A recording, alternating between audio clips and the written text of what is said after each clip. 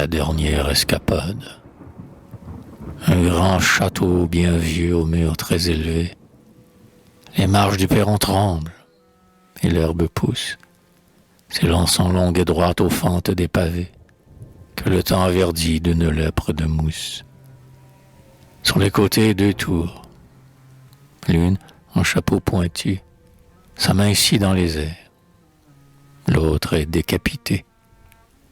Sa tête fut, un soir, par le vent emportée, mais un lierre grimpait jusqu'au faîte abattu, s'ébouriff au-dessus comme une chevelure, tandis que, s'infiltrant dans le flanc de la tour, l'eau du ciel, acharnée et creusant chaque jour, l'entr'ouvrit jusqu'en bas d'une immense fêlure.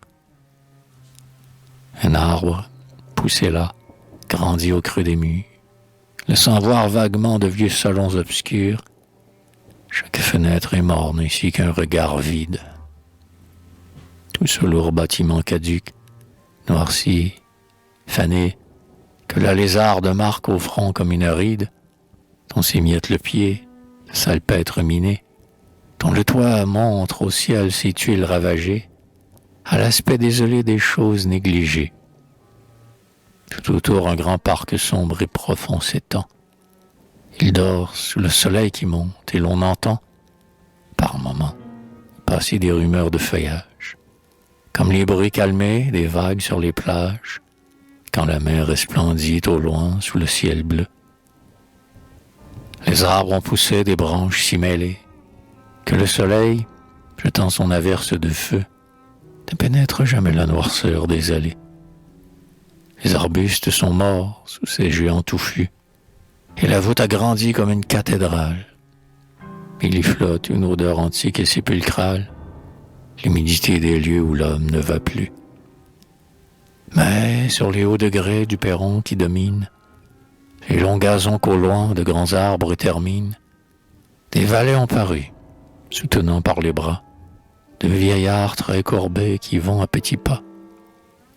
Ils traînent lentement sur les marches verdies, les hésitations de leurs jambes roidies, et tâtent le chemin du bout de leurs bâtons. Très vieux, l'homme et la femme, ébranlant du menton, ils ont le front si lourd et la peau si fanée qu'on ne devine pas quel pouvoir enfonça au moelle de leurs os cette vie obstinée. Affaissés dans leurs grands fauteuils, on les laissa, pliés en deux, tremblant des mains et de la tête.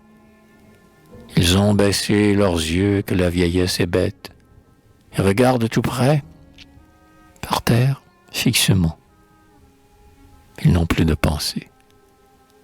Un long tremblotement semble seul agiter cette décrépitude.